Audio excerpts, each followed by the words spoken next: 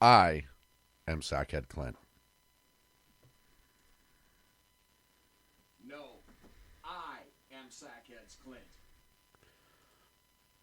Oh, wait, sorry. I am Sackhead Clint. Find out which one of us is the real Sackhead Clint here on the SHR Media Network. Welcome to the Sackheads Radio Show.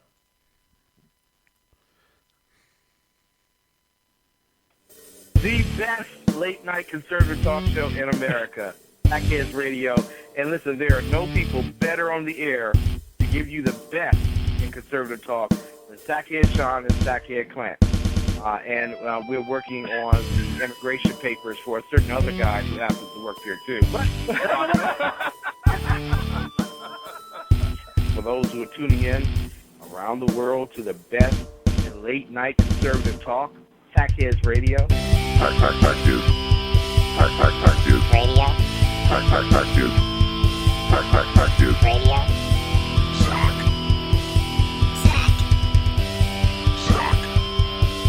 Sack.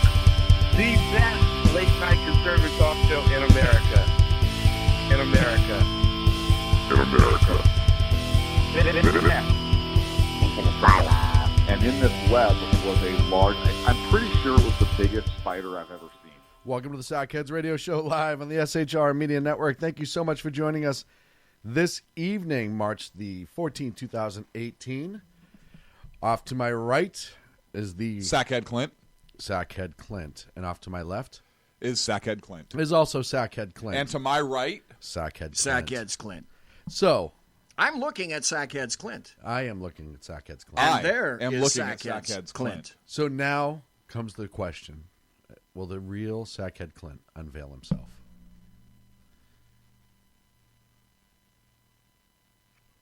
Ah, damn it.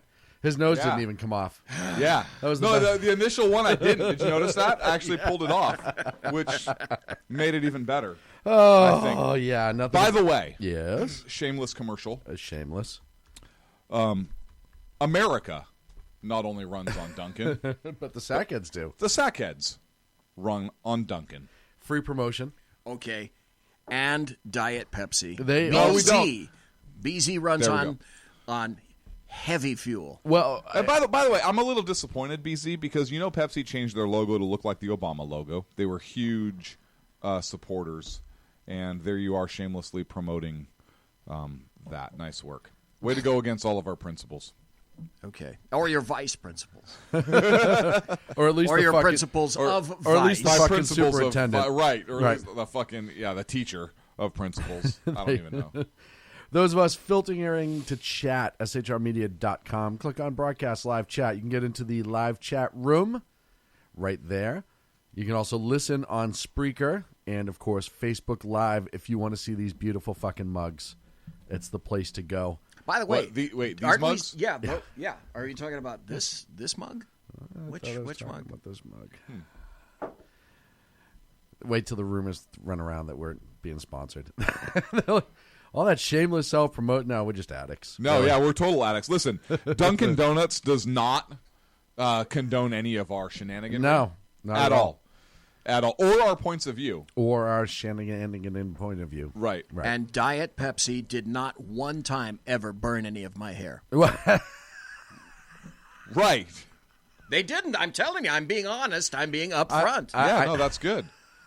You're right. They did not. No, they have not. And I appreciate that very much. Listen, I do too. What is here, I like to try to keep. Hey, welcome to the people in chat. There's Carrie Baxter Donovan. Hey, Hi, Carrie. And Dave Milner. And Hey, Dave Milner. Mike. And two, Mike. Hi, count Mike. 'em, Two. two viewers. Hey, Peanut Butter Cups. Hey, view one. Hey, peanut butter cup. View one and view two.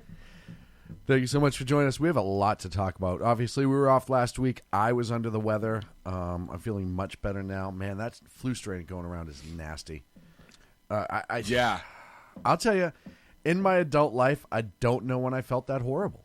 Really? Oh, God, I was sore. And the first 2 days, like, it was one of those things I knew it was coming on, right? And I was like, this is going to suck. Yeah. The middle I hate two- that. Yeah. I hate that day. Yeah. when you're Yeah, because it's you don't like, feel bad, but mentally yes, you're already it's like the beaten. moment you know Exactly. you're fucked. But you right? know it's coming because you can like feel it in your throat, or The you know, sneeze. For me, it's you're always the sneezing, sneeze.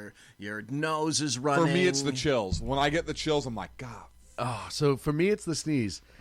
I always sneeze here because I have allergies here, so it just drives me crazy. I cough and sneeze all year. Who doesn't have But allergies? there's one sneeze, and I can always know when I'm about to get sick when that sneeze comes out, and I'm like, damn it. It's happening. Son of a bitch! It's that one. Yeah. And I absolutely, Saturday, I had that sneeze mid-afternoon, and I was like, shit. And by 8:30 at night, my temperature had spiked. I was already in bed. Like, it was just all bad. And it was all bad all week. I was suffering. Wednesday was probably the worst day. Yeah. So. Wow. And Well, I saw you. What, Tuesday? night, I yeah. think it was Tuesday, and you purposely held up the hand. Yeah, I was It's like, dude, back don't up. come Don't. close. Yeah. The hand. I don't want to be responsible. I do not want to be responsible. You haven't been responsible in a long time, so that's good. That you know. Wait, I'm sorry. Are we still talking about? No human being should have to have felt like that. But yeah, and it lasted well through the week. I mean, even Friday night, I was just beaten, Did exhausted. you have like hantavirus or Just was the it flu. like bird flu? Nope, just the flu. Really? This, H5N1 is what The I Sacramento heard flu? it Yeah. was. yeah, and this flu is the flu that's going around this year is killing This year a lot sucks. of people. It's killing a lot of people. Young, healthy people are dying from the flu. 23, 24 years old, no health concerns. It overtakes them. Usually it's the dehydration portion of it, and by the time they go to get help, their organs are already shutting down and they're already in trouble. Just fortunate for me. You drink a lot. I do drink a lot, and there's liquid and whiskey Yes, there is. and bourbon. And bourbon. Yeah, it's not In the old days, they used to drink bourbon when they were getting sick. hot toddies. You know how many hot toddies I had last week? Probably a lot. A lot. I love hot toddies. I was sore. My muscles were sore. My body was sore. BZ? Vodka, hot vodka. Really? Hot Yeah, vodka? is Hot that your fix? vodka solves everything. Everything. It's medicinal. It's good for you. It's one of the 7 basic food groups, I think you're right. It has including potatoes. sugar, fat, starch, and gristle. It's Right. part of that It's good too. gristle. Yeah, Crystal. By the way, did you know Like this the about old the flu? 96 or whatever. Did you know that a flea and a fly and a flu were imprisoned? So what could they do? Said the flea let us fly. Said the fly let us flee. So they flew through a flaw in the flu. And what happened? See page 60. And then take the Slauson cutoff. You always have Oh, to take yeah. Get out of the car, walk around the car, cut off your schloss, and get back in the car. That's exactly Johnny Carson. You played that game. Twice. Dave Milner says, sake, sake, sake. Yeah, so, as the chat room night rolls on, throw out what your home remedies are for the flu. I'd be interested to see if anyone has any wacky ones. Like I said, for me, it was Did hot you say toddies. whack it once? Whack it Because once. masturbation is, in fact, good for your immune system. Yeah, I know you texted me that 3 times last week. I was like, hey, dude, rub one out. You'll be good. Trust me. And then? No other comment. Then he sent you little smiley faces, No, right? Little emojis. with hearts. One of them Right. had hearts in it. Hey, No and other comments all week. Not, hey, how you feeling? Not, you doing better? Anything like that. Okay, I'm no, sorry. randomly. I got a little busy last week, to be fair. Just randomly. Oh, yeah, masturbation increases your... hey, note to I the woke up techies. for this? This is great. You guys just handed them. I see what probably you did close there. Close to it. Yeah, see, right? I did too. That's going to be worth at least $1 million because now, after they've listened to the show, they're going, oh, fuck, what kind of an emoji can we make out of that? Oh, Yes. yeah. Oh, yeah. Because Yes. hey, that could be an emoji. You could make a couple of emojis. Oh, yeah. The And- new Kaiser Permanente wellness emoji. Masturbation increases your... I can see it right now, right?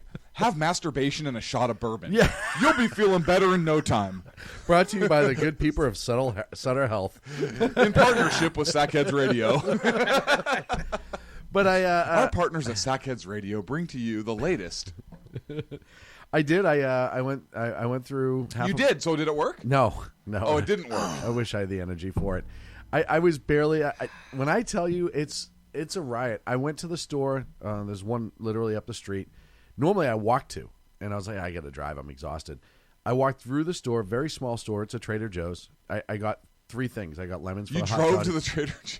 Dude, I couldn't do it. Hang on. For those of you that don't understand, Trader Joe's is literally 2 blocks. 3 small buildings Yeah. and 1 crosswalk away. Yeah. But I was really sick. It Dude, took me, that sucks. it took me longer to park.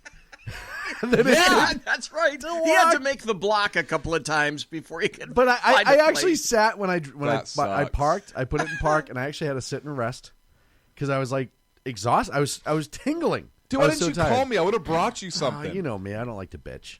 And then I except on the show. And then by the time By the God, did you see Peter fucking Jennings? done yet. Peter And then by the time I Jennings- walk the store, if anyone knows a Trader Joe's, it's very small. Yes. It's not a lot of floor space. Yeah. I went down 2 rows. It's not like a Trader Joe's. No, that's huge. No, Yeah. that's I went down. warehouse style. I went down 2 rows. I went to the register, and I got back to the truck. I had to Took sit. a nap again. Yeah, I had to sit when I got back to the house. That's when I saw BZ. Seeing how everyone's already out of the fact that I live near the studio, that ship has sailed. but I didn't mention it the second time. Okay, that's not me that time. Okay, tonight it's not me. I saw BZ. I went in. I think I unloaded the one thing that went into the fridge, and I fell back onto the bed, and I woke up at like 2 a.m. Like, it was just miserable. I was so miserably sick, it wasn't even funny. Dude, you should. I'm a little angry that you didn't call me to bring you whatever the hell you went to the store for. Well, hey, can you drive all the way over here? I need tin cup American whiskey and Yes. lemons because I had honey. Yes.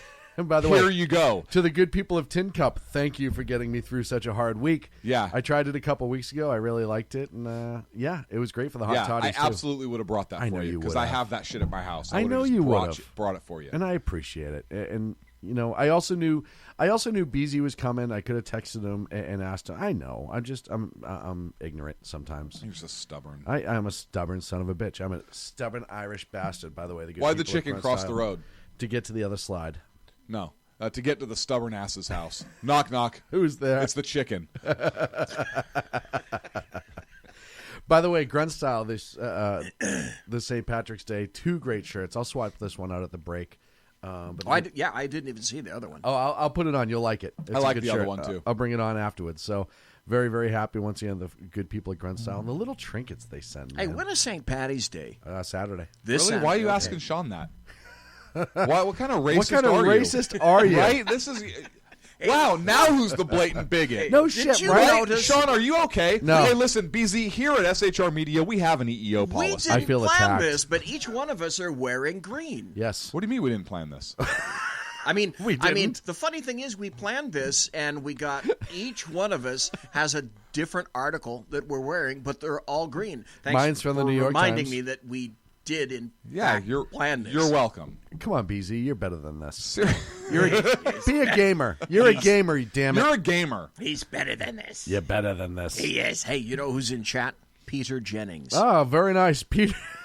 It's not the Peter Jennings and the news. Is it the zombie Peter Jennings? No, it looks like he's actually capitalizing the name. Capital P Peter, capital Okay. J Jennings. So, Because if it was the zombie Peter Jennings, I might have an idea who it was. But if it's not, then no, it doesn't say zombie Peter Jennings. So this is the real one. Mother would be Potentially. It Mother- is. It's the real one. You know what? Mother Prove would it's be, not. Mother would be disappointed. Thank you. Mother would Thank be you. very disappointed. Right?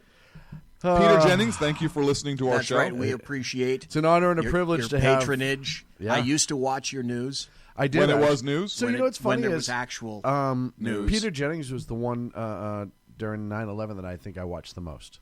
Honestly, He used to do a great job. yeah. No, I mean, as far as just somebody who presented news, I thought he did a good job. Yeah. But that was when news presenters and journalists weren't preachy. Right. Well, they were You had journalists. Right. So you had your news and opinion guys, and they were news and opinion. Right. But the journalists were journalists. Correct. They weren't there to. And I don't think those spin. exist anymore. No, I don't think they. I exist. really don't. Nope. I'm I going to agree. throw this out We're there. not. And We're not journalists. No. That's what I'm saying. did you take journalism in college? No. I did. No. Like, what? Did you take pre-law? Take the No. Why would I do any of The that? what? the Yeah, dude. The No. LSATs? No. yeah, the No. LSATs. Too smart. Yeah, for I Lois. was stupid. I wanted to. Oh, goddamn. Yeah, but genius. you got smart. Then I got a job. Hey, Right. genius. Yeah, we'll make fun of the nerd in the room later. I'm going to take a test to try to be successful. I know what. I'll make a lot of money. What an No, asshole. you won't. You'll end up chasing ambulances Yeah. like somebody else we know. The ABC. Hey, I can tell you this because I'm out anyway. It doesn't make any difference. My first paycheck, my first paying job, full-time job, Gigolo. at a California Sheriff's Department, not the big one, not this one here, on the coast. My first paycheck, we got paid by the hour. San Mateo. I was getting paid Sonoma. $5.79 A month? an hour. A month. Well, shit, he came on in 1874. And because Like Wyatt here's- Earp himself, I here's think, the other thing. recruited him. This is what CHP used to do. CHP used to rotate your ass every month on different shifts. Well, where I worked did the exact same thing. You'd be on 1 month graves, 1 month days, and 1 month swings, Brutal. and then you started all over. It kicked your ass. Brutal. And they did that because they thought it was fair. Right, everyone got their own. For wa- everyone. Right. We make everyone miserable. What they don't realize is there are plenty of people who want to work. 80% of the shifts would be filled, and only a couple other people would have to suck it up. And that's just the way it $5.79, is. by the way, did I tell you that included when you were on graves and, Your shift and swings? differential? That included a 25-cent shift differential. 25 cents. I'm not making this up. Shit, you could buy a lunch for 25 cents. And a nice three-piece suit for court.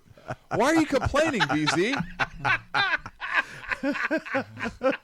I'm looking up money values, 1875. I'm seeing what the price of that quarter could buy. I was going to say. I mean, today it's hilarious, Were but you- back then you were freaking rich. Were you blown away when they introduced the motor car into law enforcement? Like, Seriously. Is that No, why I- you did EVOC all those I- years? Because you I were there when it was invented? Evoc originally was like barrel racing. I was trying to see if you could race, if you could run as quickly as the Bears. We're going to get to subjects here because we'll keep going on this all night. Oh, no, there's more. I told you this. I told you this already. What was the first cop car I drove? Had to be the Dodge. No. It was a Mustang because they used to run wild. Okay, that shit's not funny. It isn't.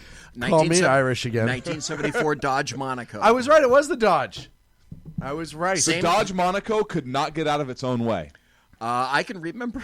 I got pulled over in a Ford Capri 2-door, driving westbound on 80 at Vallejo, and CHP pulls me over, and the guy walks up, and it's summertime, and I roll the window down. It's nice and cool in the Capri, and I got two buddies in the car, and he's sweating, and he says, "Do you know how long I had to catch up to you and keep my air conditioner off to catch you?"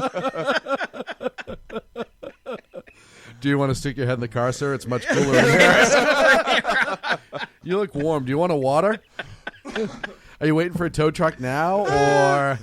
I got my lambskin canteen. It wasn't funny then, but it's funny now. Yeah, no, it's really funny now. Yeah. Della, where the fuck is my privacy? BZ, take it away, sir. Hey, we didn't run down the names. Oh, let's go of this through segment. topics. So the topics tonight, BZ is going to start us off with Delaware, the fuck is my privacy. Then we're going to go to the federal finger as delivered by AG Sessions and President Trump. Federal figure. Then we have Trump should wear a maid outfit because he cleans house. Brought to you by Sean. And then we'll have the judicial check with BZEP. So, thank you. Sorry to interrupt. I put too much work into those titles to have I know. them. No, I you know. really do, but and he gets people so need proud to, of himself. People need to appreciate the time that you take to write down, and it's almost too bad that people can't see the board Yeah. to see the handwriting. Maybe we'll get a camera. the- Maybe we'll work on a camera on a tripod for the board. the color. And see, what people don't appreciate is that folks, Clint color codes everything. He sits on the floor like I a do. child I coloring. do. He does. He I puts, do. he puts the whiteboard on the floor. There's still a mark on the carpet down there where the whiteboard was. And he sits there like a little kid coloring in a coloring That's book. right. And you can hear the thing going. I've got my four colors spread out in front of me, My just like I favorite did when I part- was a kid. My favorite part Except these ones, well, no, you're still chewing the ends off. But yeah, I do. I still chew them. My favorite part is he'll come in, talk about, hey, what do we want to talk about? I was thinking this. Once he has his topics, you sit down and he starts writing. And then every once in a while you hear the giggle. And yes, he giggles at his own jokes. That's right, exactly. Because nonstop. when he hits something that he thinks is really fucking funny, yes, then you can hear him laugh, and that's when you know he's clever. Oh yeah, and he's like, and then he'll keep going, and then he gets all proud of himself. He stands up like he's receiving like a national It's like a show and tell. Yes, it's like a show and tell. But it's like a child who's proud of his trophy. But there's more. He doesn't just show. He has to tell you, like, did you see this? Did you see what I did here? Well, yes. And he points it out verbally, so you don't just look at it. He'll go over it with you and then tell you exactly why it is he's so clever. He looks like a kid who got the I don't tell you why I'm clever. It just naturally comes out. He got the award. It looks like a 9-year-old who gets the award for life-saving for calling 911 when dad was choking on a Cheeto. And he's just got this shit-eating grin on his face. And this is all for me, huh? This is pretty awesome. All right, now read this one. No, read this one. Sean, read this one. And it takes the laughing doesn't stop. And That's I'll tell you part. Why. And then you giggle when you read it again live. I do. It's freaking hilarious. That's right. Listen, but what's funny, watching your guys' reaction is pretty damn good, too. If he can't kill himself, who can? Well, not only that, but if I read them off and you guys don't laugh, which I think has happened exactly 0 times, but then I know I need to rework that shit. Sean? I agree. Thank you. Okay. Thank you. Back to BZ. Okay, sorry, BZ. Della, where the fuck is my privacy? By the way, Carrie Baxter Donovan in chat sent out 1, 2, 3, 4, 5, 15. There are 15 emojis that she put in a tweet for whiskey. Perfect. Let me see. And then there's an emoji for a guy drinking whiskey and masturbating. That's the 16. Wait, where? Where's that one? Yeah, that's down below. No, that's a picture of Sean. What? Jesus. How'd she get that? This social media. My mother listens to this It's show. social media. My mother listens to this show. And she knows you masturbate. She was in the house when you were 14, Sean. Who do you think washed all his clothing? Seriously. Actually, she wasn't around for years. Thanks for bringing that up. No, I'm just kidding. Okay, I'm now kidding, do you feel Ma. Sean, bad? I'm tired of your socks sticking together. Jesus. It's like his mom's in the laundry room, and you hear this sound. You And know, it wasn't even Velcro. you guys had a laundry room. Ours was in the. We were so poor. My laundry was in the kitchen. That's even grosser. I just washed your father's coffee cup with your sock. It's disgusting. Dad, how's your coffee? Stop now. Jesus, how far can we take this? This is Sackheads. We can take it pretty damn far. We're all the way back to my dead father, so Yeah. let's keep going. Well, it is St. Patty's Day, and we're all wearing green. I love the fact that there is nothing sacred in this room. Oh, That's God, my no. favorite part about this No, place God, sometimes. no. There is absolutely zero sacred, and it's fucking amazing. Speaking level. of Hey, amazing, but if anybody else says anything about your dead father, they'd get their ass kicked. yeah, that's Get right. their asses That's kicked. then they get a kick right to the balls. Yeah. That's the way it goes. By all of us. It's like brothers, right? We can talk shit about each other, but nobody else Yeah, can. no, we'll kill him. Don't you talk to Sackett? What did you Sean say like about that What fat the fuck? fuck did you say about that piece of shit? Hey, I'll kill you. he's Yeah, our. no, fuck him, but you can't say that. That's right. He's our piece He's of our shit. piece of shit. Get out of my head, damn it. All right, sorry, BZ. Della, No, where that's the fuck okay. is Listen, my we got privacy? 3 minutes left before the break. We No, may we as don't. well. We're good. We got may plenty as of well time. continue. So I want to tell you one thing. Okay. Today is Wednesday. Yesterday was Tuesday, and Sackhead Sean. It's hiding behind the computer over here.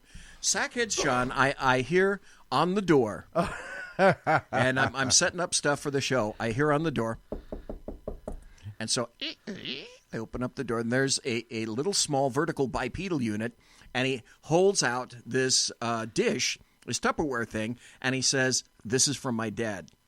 So I take it and I look at it and I give some packages to him. They were at the studio for me. And I said, okay, we'll take these back to your dad. And I want to articulate that they were sent to the studio for me. You didn't just randomly grab things to hand to my son. Well, I just want to make sure that yeah, people are. no, that's true. I chose something really heavy You're not and like an weighty old, to you- give you- to it. You're not like an old senile woman who's like going to a Christmas party and she just randomly wraps things from around Like the house. cat, like in Right? Christmas Vacation. Yeah, I just want to make sure that people are clear. Why is this package purring and pissing? I have no idea. I really She don't. wrapped the damn cat. It's Grandma. What the hell do you expect?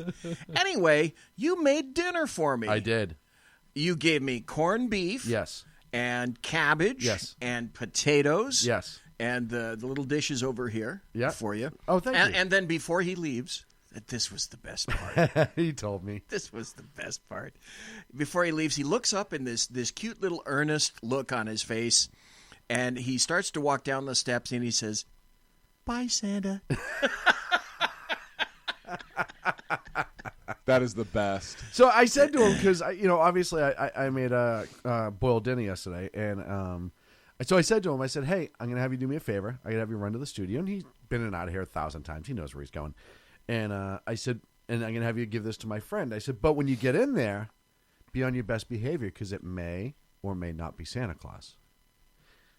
And he was befuddled. Yeah, like no, befuddled by the No, whole no, conversation. no. He couldn't understand what I was talking about. So I load him up with everything, and he's ready to go, and he tears out of here and comes back 3-4 minutes later, and he has this look on his face with 2 packages. He goes, "Santa got you something." That's why I gave him the packages. That is great. Because he said, "Hi, Santa," and then he said, "Bye, Santa." I said, "I told you Santa may have got you something." That was perfect. That was so damn cute. Yeah, well. So I appreciated that. No, it was good. It was, it was one of those things that I knew I was going to be home late. I threw something in the crock pot. I don't normally do my boiled dinner in a crock pot. I'm a little bit more of a traditionalist, but that's all right. Tried a new recipe. Everything was great, and I really appreciated my pleasure. It was my pleasure. The corned beef. I love corned beef, so It's I'm one of that those time of lunatics. It is. It is. I'm absolutely one of those lunatics. You know what else it's that time of year for? What's that? Shamrock shakes. It is. Oh, are they back out? Are they back? I hope so. Because I haven't seen any No, ads. I'll tell you right now. I went by McDonald's Monday night, and Shamrock yeah, shakes. absolutely. Are back. they? Oh, yep. I'm going to have to go get one. And that just means that the McRib is around the corner. Yes. Because usually they're not far apart. Yes. So it's been a long damn time since I've had a McRib. Oh, see, I get them every year. I get them every year, too. knowing I'm going to be disappointed, in a good way. So it's not. I get them without the onions. I had a friend Onions? of mine when I brought up Do they put McRibs a onions couple on years. Yeah, they do. Onions and pickles and barbecue sauce. Just from what I heard, I had a friend of mine who I was talking about the McRib a couple years ago, and he was like, "Dude, that's not barbecue. It's so fake." What? I'm like, "You're shitting me." They don't have a perfectly good pig patty that's boneless and shaped exactly like a rib would be with bones in it. Right. And it's not 100% real. Right. Get the fuck out of here. Oh my God, I'm shocked. It's like McRib. false advertising. It's not barbecue. It's not even close to barbecue. Right. It is its own level of hell that tastes amazing somehow. Yes. And you throw down that and a Coke and fries and God Yeah, dang it. it's like Satan's treat. You know? It's like the Satan fairy went ding. Okay, this has about 10,000 calories, but it's gonna taste really, really Right. good. The comedian Jim Gaffigan said it best, and I'm going to sum up his whole thing, but he's essentially like, hey, you know what? For all these health food lunatics in the world and how nobody dares to ever admit that they eat at McDonald's, they keep selling a shitload of hamburgers. So All over the world. somebody's lying. All over the world. Folks, we're up against the break. When we come back, we're going to get into the Delaware issue with BZ, and we're going to go right down the list tonight. So much. There's so to much talk right here on the Sackheads Radio Show, live on the SHR Media Network. Conservative media done right. You're listening to the SHR Media Network. Conservative media done right. You're listening to the SHR Media Network. Hey, it's Sean from the Sackheads Radio Show, also one of the owners here at the SHR Media Network. Are you opinionated? Have you ever wanted to do your own show? Have you ever heard somebody like the Sackheads and go, yeah, I could probably do that better? Well, now's your chance. Send me a 5-minute clip at sackheadsradio@gmail.com, and maybe you can be part of the SHR broadcasting team. sackheadsradio@gmail.com.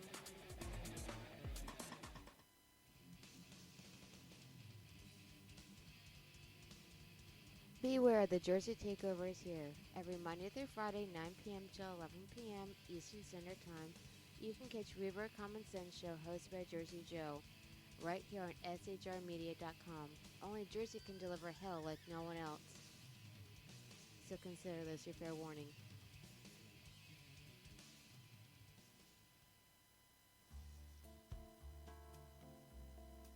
Human by race, Christian by faith, American by nationality, and conservative by choice. Reverend Ralph J. Chittum Sr. is the right guy on SHR Media from 8:05 to 9 p.m. Monday through Friday. And if on the rare occasion I am ever wrong, I will still always be right. The right guy on SHR Media. Power brokers use corrupt politicians, deceptive Islam, and lies from establishment media to turn the once shining city on a hill into the city of the blind. What do the elites fear? One man with a cane. I'm Dave Milner. Join me at SHR Media, High Plains Talk Radio, Spreaker, iTunes, and YouTube for a different kind of commentary on the unpleasant blind guy. Because truth is not always pleasant. Hello, I'm Tim Hart. I'm the guy BZ hires due to his shameless contract with the SHR Media Network to voice his promos. He'd like me to tell you that the Bloviating Zeppelin's Berserk Bobcat Saloon radio show can be found on SHR Media Network, Spreaker, and YouTube every Tuesday and Thursday night at 11 p.m. Eastern and 8 p.m. Pacific, featuring right thinking from a left brain and doing the job the American media maggots won't. You'll find that the speech is free, but the drinks are not. There, in the saloon, just when safety pin manufacturers are running out of metal for the diapers of the leftists, BZ is sending his personal drones of freedom into the wheelhouses and ossicles of lovers of sovereignty and liberty nationally and globally. Broadcasting behind enemy lines in occupied California, BZ swears that no rights were harmed in the making of this promo. This is Jersey Joe, host of the Reaver Common Sense, and you're listening to SHRmedia.com.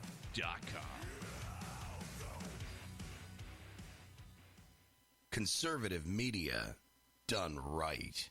You're listening to the SHR Media Network. And welcome back to the Sackheads Radio Show live on the SHR Media Network. Thank you so much for joining us this evening. Look at you now. Look at your shirt. Change it out. Shenanigans. Another Grunt Style classic. They just make great products. And like I tried to show you before, every single time they send out their monthly subscription, I am not paid by Grunt Style. We're not getting any money from them. But they send you all these little trinkets. So you get a Grunt Style keychain. I got like a hat pin before, little lapel pin. They had a Velcro patch that I have up in my truck. Like, they just make really good shit. Hey, if they made their stuff in Omar the Tent Maker size, I'd subscribe. They do. I looked in there, and they don't accommodate FBS. Oh, well, I apologize. They also have a great return policy. Literally anything at all goes wrong with the shirt.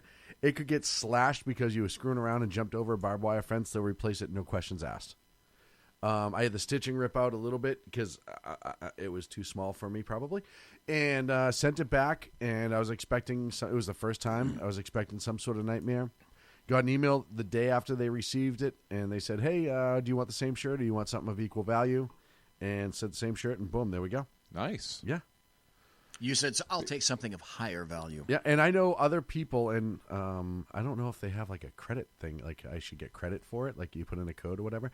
But I know other people who have picked up a Grunt Style subscription too, based on my advertisement for it. So I'm just saying, Grunt Style, wink, wink.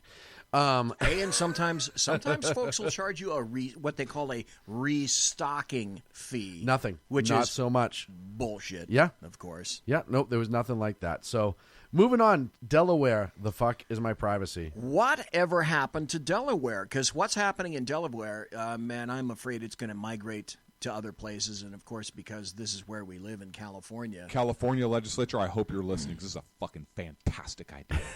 Jesus.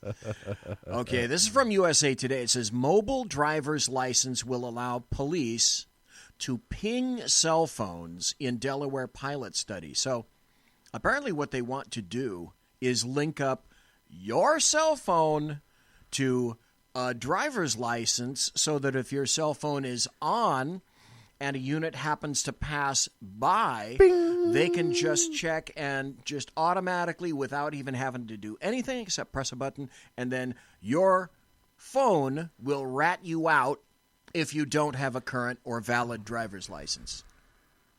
That's it in a nutshell. I strongly disagree with this. It says Delaware could be among the first states to use mobile driver's licenses. Gesundheit. Thank you. The Delaware Division of Motor Vehicles has launched a mobile driver's license pilot study that will run for 6 months. The 6-month study will include about 200 state employees and stakeholders.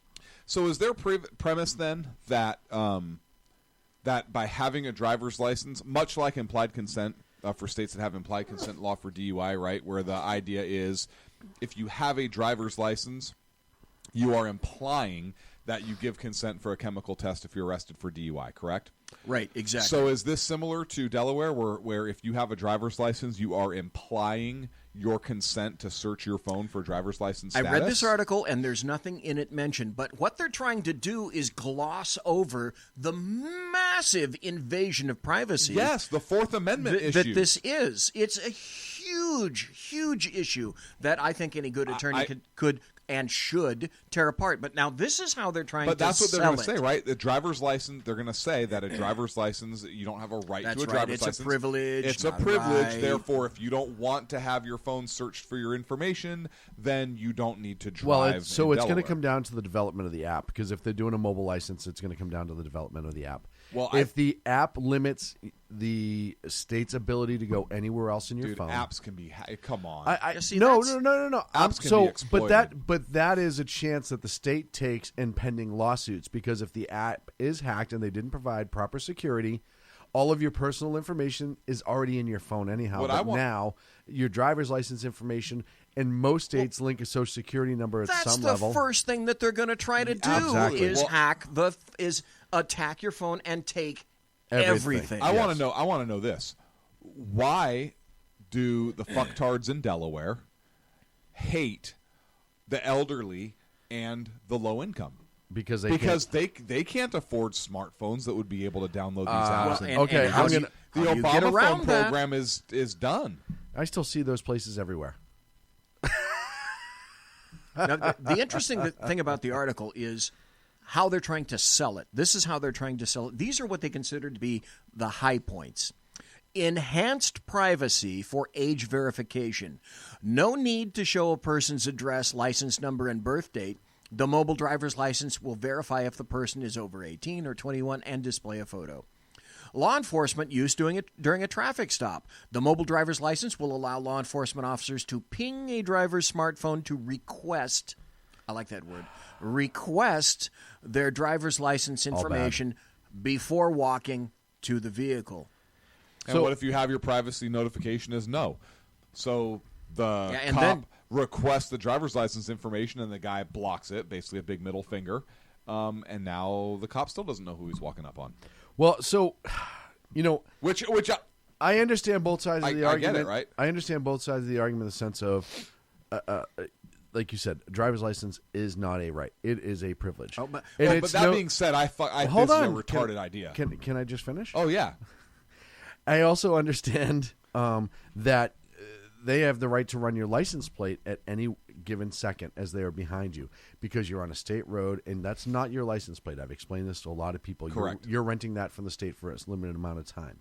There's a massive difference, though. Right? Huge, difference. This is starting to cross that line. What people keep in their phone. Now, look, we can get into civil asset seizure, we can get into drugs, all this other stuff, but what this is bypassing a warrant to gain access to your phone, because now if that app is on your phone, you can be ordered to open that phone because the officer needs to see that app specifically. But plain view doctrine starts to play into a role, and you could argue that, like, oh, well, you know what? While I was looking at the app, this text came up that said, I have 4,000 plants. Where do you want to meet?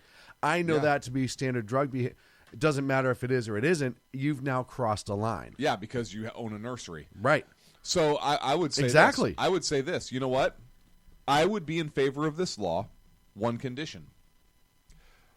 When you get your driver's license, you pay a fee of, I don't know, $600, and you get a phone issued by the government that has the app and your driver's license information on there. Yeah, and never is any other information commingled with anything ever again. Correct. Okay, I would go with that. Right. But again, listen to how they're trying to couch this. They're attempting to make this palatable. Business acceptance. Now they're deflecting away now from law enforcement. Business acceptance.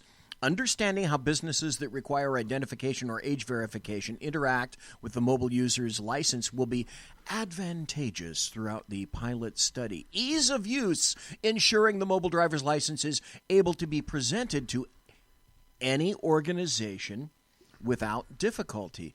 Secure access. The mobile driver's license is unlocked and accessible only by the license holder. The mobile The mobile driver's license is accessed through an app on the owner's smartphone and is opened unlocked by entering a user-created PIN or facial recognition. Facial recognition, and where does that go? Well, where does it go? It goes to a giant file somewhere. That file has to be able to operate that at any moment. And we also know facial recognition is hacked on a regular basis. Look, the latest iPhones that came out, within a day of them being released, there were YouTube videos all over the place of the facial recognition being easily hacked by way of a twin, a photo, blah, blah, blah, blah, blah. The simple fact of the matter is, look, government can't do what it's supposed to do. You go look at some roads. Go look at your budget. Go look at all of the different things the government is supposed to do first. Try to renew your license. And they fuck it up. And now, and it's every state.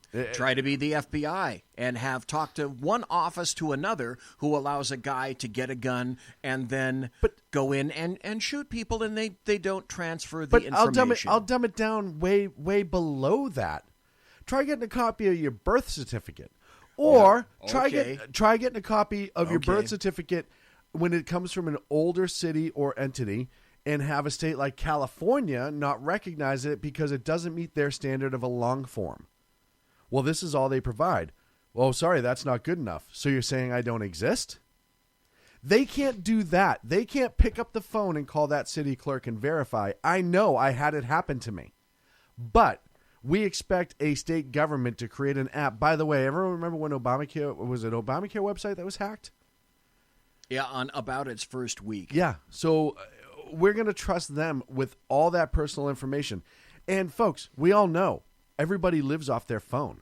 Their credit card information is always in their phone. Banking, everything. Any transaction that you make. Calendars. Yeah. Social, credit cards, passports, anything that can be input as digital information about you. Now, if they want to change it so license plates automatically admit whether or not that vehicle is valid or invalid. California already wants to do that. California wants to put a chip in your plate tremendous waste of money. So that they essentially know where your car is all the time. But I can't argue that because it's no different than getting behind it and running a license plate. It's But I would say this. I would say if I park my personal car that I own either on private property on my driveway or in my garage, the state does not need to know where it is or have that right. If it's on a public highway. But in most states, law enforcement, if your plate's no good, law enforcement can go onto your private property and retrieve that plate. So they can't go into a locked garage without a warrant. No, but so barring the locked garage, but if it's parked up in the driveway and it's a dead plate, law enforcement can enter to remove the plate and go on. You'll get the citation in the mail, etc. Oh, not in California. No, not in California, but the vehicle on the roadway or public roadway in order to get ticketed for that. But it falls under the guise, or it falls under the reality of the fact that you do not own that license plate. The state does. Well, let me give you another example. This is a perfect example One more and we got to move on. An initial idea that, had an interesting concept, but went foul in a couple of months or so. LPR, license plate recognition technology. Mm-hmm. When you see the funky light bars on top of cop cars, and there are little, I don't even know what the hell you'd call them, little units on the four corners They of look the like light cameras. bar. Yeah, they look like little cameras with almost a ring of LEDs, things like that. As soon as you see them, you'll know what they are. But basically, they're always on wherever a vehicle so equipped goes. Those things are always scanning license plates. And then if they happen to see someone that appears to be stolen, has a want on it, etc., then you'll get a hit inside the automobile on the laptop or whatever device that you happen to be using. I can remember going to classes initially and being told, by the way, this information will not be shared by anyone other than those people that are in that particular agency. I went to a class 1 month after that, and the instructor didn't even address that, and the instructor was instead pontificating about the wonderful nature of how we share all this information between all these databases, and we know where cars go, we can track them, we can track you, because once we begin to correlate the LPR's database from SAC-SO, SAC-PD, all the other agencies that are involved that are intertwined in this, we can know exactly where they Private sector now, too. Private sector has them all over the place. You see them, you go to certain malls, you can see the mall security driving around with those cameras on there. They're LPR cameras. They tie in directly to local law enforcement. And parking enforcement. Yes. Parking enforcement has those as well. On almost every one of their vehicles now. Yep. Because they're more likely to run across a stolen, which kills me because in the state of California, especially the stolen vehicle aspect, the wanted person, whatever, we can have the conversation. But it's not even a felony anymore. No, it's... So you're wasting all this money, time, and resources for something you don't even prosecute. So who gives a shit? It's just... if it's digital, it can and will be hacked, period. Game over, no End questions of asked. statement. I agree. Yep.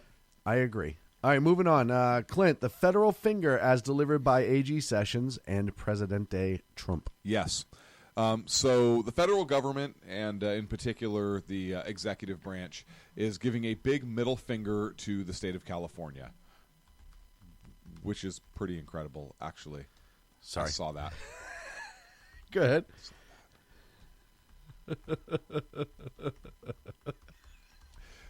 Last Wednesday, a week from today, Attorney General Jeff Sessions came to the federal building in downtown Sacramento, the Robert Matsui building and federal courthouse. Anyways, Matsui, his wife is now our representative in this area. And bullshit. Yeah, that's another story. Anyways, that's another story. We don't have time to get into that.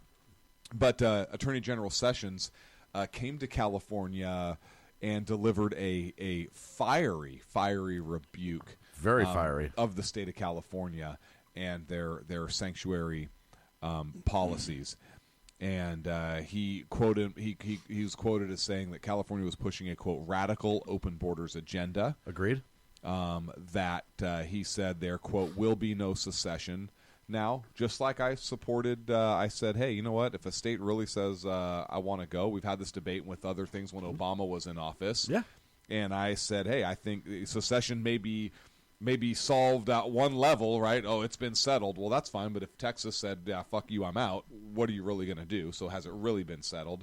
And I'm going to say the same thing about California to the federal government. Not that I would love to see California go. California's so batshit crazy anyways, but I still think a state has a right to secede based upon previous statements that we've said. I know people will disagree with me on that. But Constitutional scholar Dr. Michael Jones affirms your opinion, by the way. Yeah, no, I'm absolutely correct, and that's why I would say people that disagree with that are dead wrong. We've talked about that. He said you're absolutely correct. Yep. So, just like I would support it if Texas were to do it, if if California does it, I can't say that they're wrong because I'm not.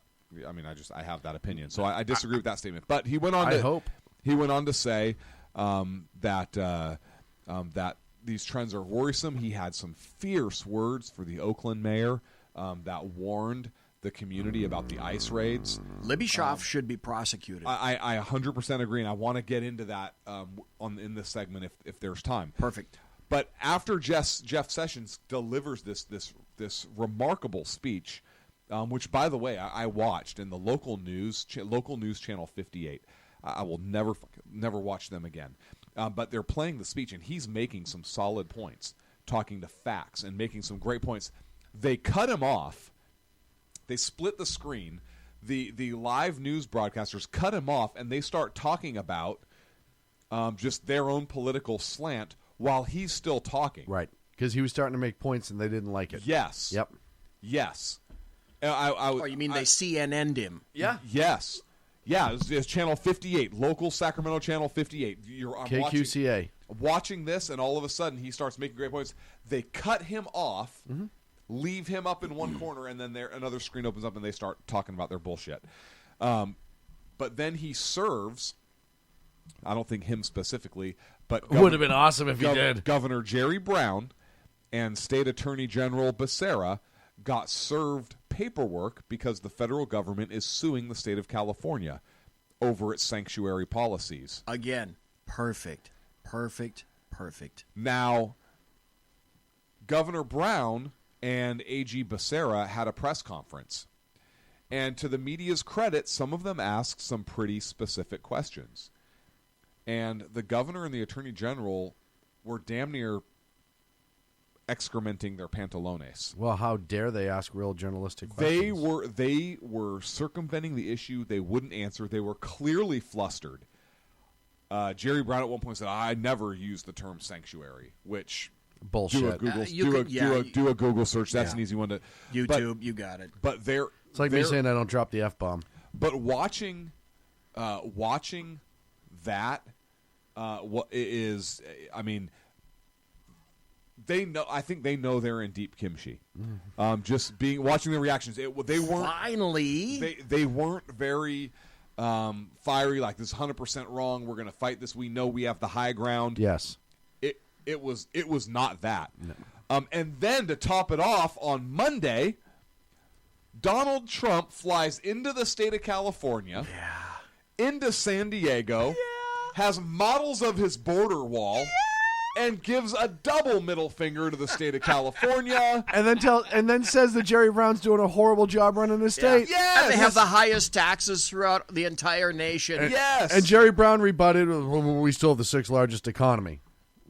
Okay, but you pay out more than you take in. Yes. So it doesn't matter how big your economy is. You can't balance your budget. You suck as an executive. Yes. And of all 58 Obama states, you're 58th in terms of quality of life. That just came out from Newsweek. Yes.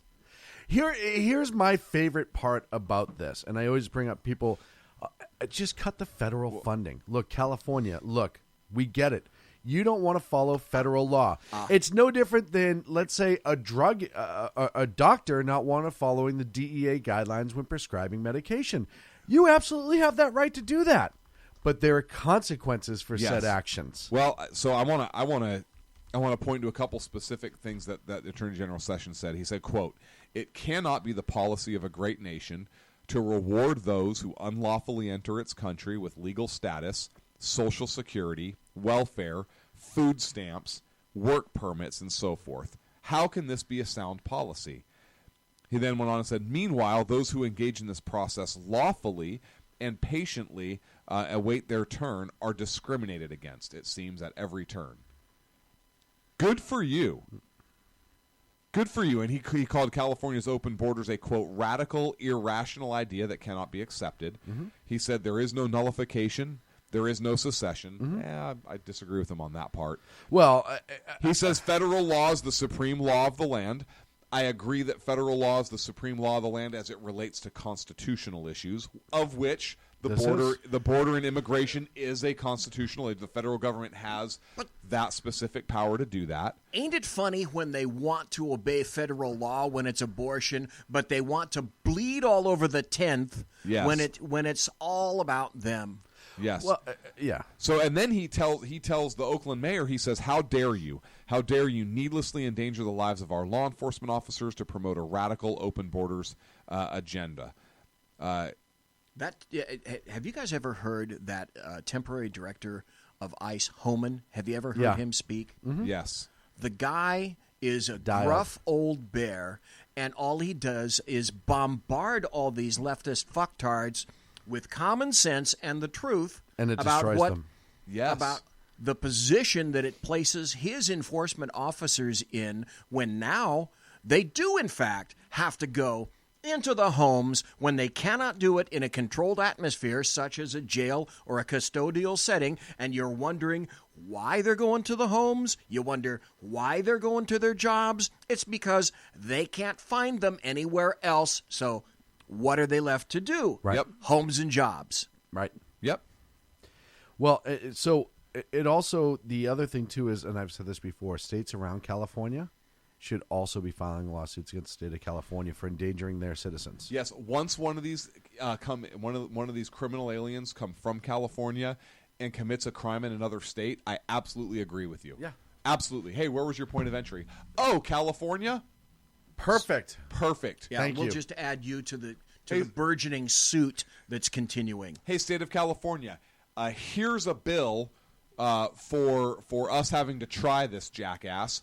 Oh, and here is restitution that the victim was awarded by all courts because you failed to secure your border. I would go even further. I would say that you could sue the state of California for creating Let's the make a situation. class action criminal statute and embrace everyone into a massive class action criminal application.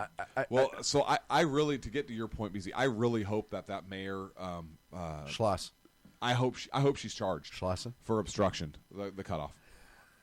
Schwab. I hope she's charged for obstruction. Libby Schaaf. I would wonder if there's not a federal charge somewhere for being a local official corroborating with known criminals.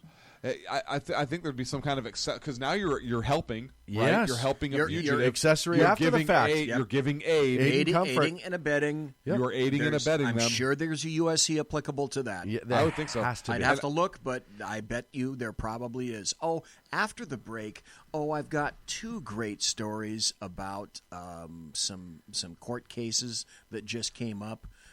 Wait, is that who's for on? judicial check? Yeah, that'll be at 21:30. That's a 21:30. I know, but who's on first after the break? Third base. Third base. Okay. I don't know. Wait, Okay. Sean is. Trump should Who's wear on a maid first? outfit. What's 'cause he on cleans second? house. I don't know who's on third. But see, in concurrence with this, Home base. we're starting to pick some wins. There are some wins that are starting to come in now. Yeah, so we'll tie that in. You know what? We can go to Judicial Watch after the break and then get to mine afterwards because you're right. I know at least two stories that I think and this will tie in nicely to that. The simple fact of the matter is, it ain't all bad. No, and the simple fact of the matter is, look, you can't have a state refusing to cooperate with federal law. That's just the way it is. In order to be a state, you have to follow federal law. There's some federal laws that I don't agree with. There are some federal agencies that I think are absolutely abhorrent. However, and as long as they are the law of the land, you shall follow it. And I'm sure you guys heard about this. There are actual machinations now underway where the Democrats are beginning to think, I think it's a good thing. We'll just remove and do away with ICE completely. Well, that's their dream because now you don't have that arm to enforce anything. So it befuddles me and boggles my mind, and I've said this before. Let's just say you're in a bank that gets robbed. It is a federal offense to rob a bank. And what if local governments now stop responding? Hey, bank robbery at so-and-so address, but we're not following federal. We don't enforce federal law, so you got to wait for the FBI to show up. Yeah. Bye-bye. Bye-bye. I have one. 2471 18 USC 2.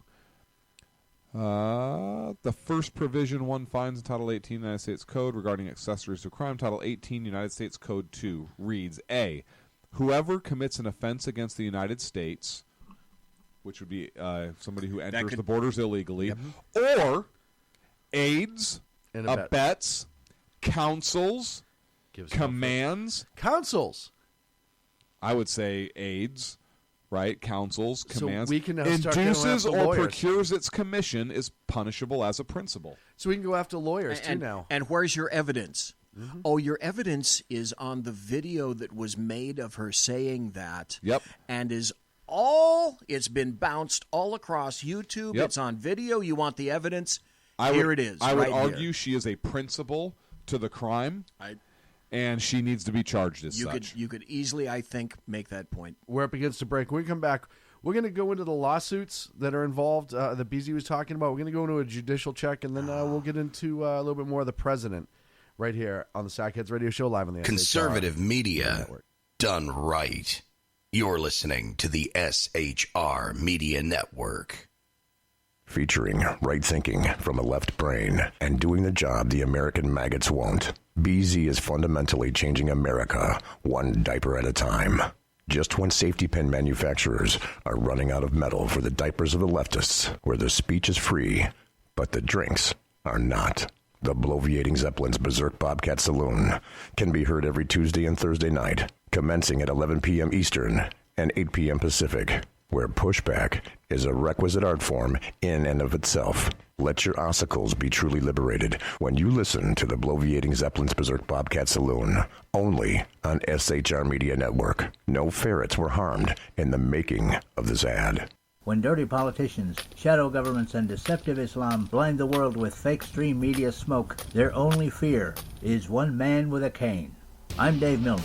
Join me through SHRmedia.com, HighPlainsTalkRadio.com, and the Western Free Radio Network at Spreaker, YouTube, and iTunes for a different perspective weekly on the Unpleasant Blind Guy. And catch me on Jeff Mitchell's EDL Radio on BlogTalkRadio.com. There's no surrender ever. Because truth is not always pleasant.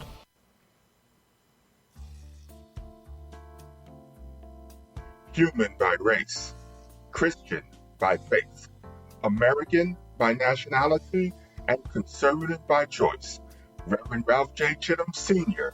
is the right guy on SHR Media from 8:05 to 9 p.m.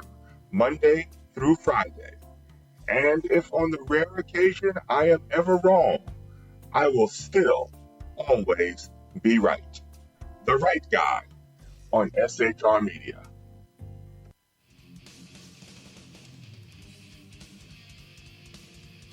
Beware, the Jersey Takeover is here. Every Monday through Friday, 9 p.m. till 11 p.m. Eastern Standard Time, you can catch Reaver Common Sense Show hosted by Jersey Joe, right here on SHRmedia.com. Only Jersey can deliver hell like no one else. So consider this your fair warning.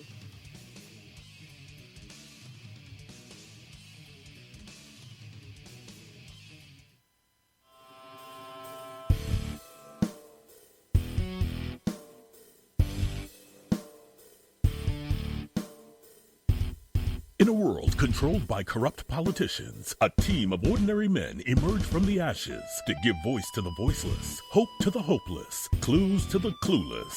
Sackheads Sean, Sackheads Clint, and Sackheads BZ. The Sackheads Radio Show every Wednesday at 8 p.m. Pacific and 11 p.m. Eastern on SHRmedia.com. Watch on YouTube, Facebook, and the High Plains Pundit Network. The best in late-night conservative talk, the Sackheads Radio Show, only on the SHR Media Network. Go ahead, I'll say it again. Some of the best A-roll is going to be B-roll. Like, what are you talking about?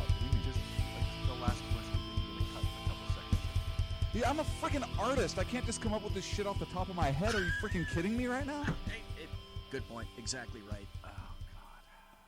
Hey, this is Sackhead Clint, and I'm with Sackhead Sean, Sackhead BZ. No communists allowed on the SHR Media Network. Damn straight, mister. Back to the show.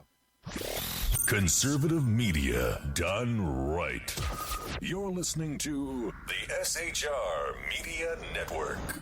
And welcome back to the Sackheads Radio Show live on the SHR Media Network. Thank you so much for joining us this evening, the March the 14th, 2018. Before we went to break, we were talking about just all the ICE stuff, and we got into some lawsuits aspect. BZ, you had a couple lawsuits, and then we'll get into judicial check in general. There were a couple of court cases that came out recently, and as we were departing for the break, not all of these are going against conservatives. There are two of very important note. The first one was the Trump administration. It has now been ruled by I believe the 5th DCI. The Trump admin can withhold grants from California over sanctuary concerns now a judge rules. Now, this is from San Francisco, of all places. The Trump administration will not immediately have to award California a grant being withheld over concerns the state is a sanctuary for people in the country illegally, a federal judge ruled. Let's see. Judge William Orrick said, it's a rather, at this point, a minuscule amount of money. It's $1 million. That's a precedent. But the precedent has now been set. And it's coming out of the 9th of all places. And so it's that was absolutely, that dovetails just Was like that a you said. 9th decision or was that a district? DCI. You said DCI, I think. I jumped. Yeah, hang on just 1 second. William Orrick sounds familiar. He sounds like he may have been a Superior Court judge. I think I appeared before Orrick. I think he was a Superior Court judge here in Sacramento because I remember going to him and having some cases in front of him. I'll have to look at that. Let's see. It does not say specifically which district he came out of. Now, this is just one article. There are many more than I haven't looked at any of those. The one that's even more significant, this is the one out of Texas. Governor Greg Abbott, if you remember, they penned the state law, the Texas state law, that essentially says, do you guys remember Sally Hernandez, Sheriff Sally Hernandez from Travis County in Texas, essentially said, blow me, we're not having anything to do with ICE anymore. We are a sanctuary county. Yes. Yep. And we're not cooperating with the federal government anymore. Then the Greg Abbott administration decided that they were going to draw up this, and then it went, of course, up to, I think this one did, in fact. This one went up to the 5th U.S. District Court of Appeals in New Orleans. And the headline is this: U.S. Appeals Court, and this is from KSAT 12 in Texas. U.S. Appeals Court upholds Texas ban on sanctuary cities entirely. A federal appeals court has upheld the bulk of a Texas law targeting sanctuary cities that is backed by the Trump administration as part of a crackdown on illegal immigration. The law allows police officers to ask people during routine stops whether they're in the U.S. legally, and this is glorious. I love this part. And threatens sheriffs with jail time for not cooperating with federal immigration authorities. That is long overdue. Yes. We are all in this room. We are all massive proponents of law enforcement. All of us are. All of us listening. But when law enforcement doesn't act properly, all of us here are also the first to point out that law enforcement is screwing up. It's not perfect. But to have actual consequences for people that are attempting to create their own laws as law enforcement agencies, as representatives of law enforcement agencies. Unacceptable. That cannot stand. It is unacceptable. Look, when your number one job is to uphold the law and you are breaking it, it is no different than if you are... Or you're ignoring it. Assaulting an inmate, or you are using your power to gain some sort of leverage over somebody. Why do you get to pick and choose what laws you enforce? You don't. You don't. It's plain, it's simple, it's easy. But their argument is, well, and it's not discretionary. We don't enforce federal laws. You absolutely do. That's going to be the argument. I Local cops don't have the authority to enforce federal laws. Right. But that's the argument. Right. Well, no, we're enforcing our own laws. We're not enforcing federal laws. It's a matter of cooperation. Yes. Bingo. Because now you're a principal. Because now you are aiding a known criminal. You know this person is, we just talked 18 U.S.C. 2. Mm-hmm. You know that this person is in the United States as a criminal alien. You know that ICE wants to talk to them. You know that if ICE talks to them, they are going to be in trouble. Therefore, you choose to release them. You just aided them in their escape from ICE. And that's what Denver PD and just did. And you are a fucking principal per 18 USC 2, I contend. But let's break this down easily. Hold on, all before of you these go people. before you go into Denver, let's break this down easy.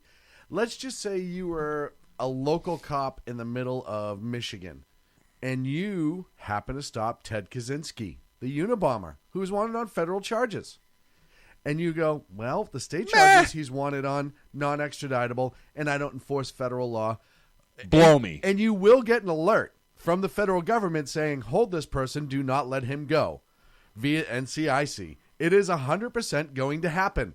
Perfect. Do you turn around and say, no, thank you? It has happened. Yes. It has happened. Yes. Hello, Tim McVeigh. Yes. Yes. Yes. Who stopped Tim McVeigh, the bomber of the Murrah building? Well, one of two bombers of the Murrah building in Oklahoma City in the 90s. Mm-hmm. Yep. State copper doing his damn job. Mm-hmm. Yep.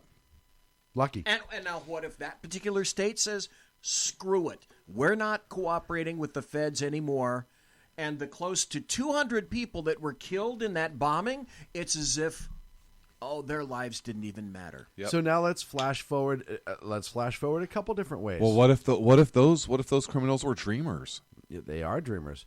Look at the dreamer who, like you just said, was you were going to bring up Denver. Denver Police Department or Denver County Sheriffs just released a Mexican illegal criminal alien who, via a motor vehicle, killed somebody, homicide, released him on bail, even though there was an active INS detainer on him because we're a sanctuary city. So now you had the means. First and foremost, they set an extremely low bail. So that's a double FU to the family who's now suffering. Yep. And we could talk all you want about how I know there's some amazing immigrants, illegal and otherwise. They're not bad people. They're not evil people. They're not here trying. They're just trying. But they're illegally here. Right. At the end of the day, the law applies to all. And the leftists are creating an even more toxic environment by pushing this so much further to the point where people are beginning to focus on the people that really should not be focused on. Yes. In other words, how does law enforcement come across an illegal? How does that happen? Well, number one, generally in a traffic stop, or there's an actual physical arrest. Then that person is taken, placed into custody, taken to a local detention center, jail, etc. They're run through the system, so already they're suspected of a crime. Yes. And then ICE or the applicable ICE. And we used to honor in the Sacramento Sheriff's Department holds and detainers. It's essentially the same thing. It's a request by the federal government that before you kick X out of your jail, hold him, notify, we'll come and pick him up.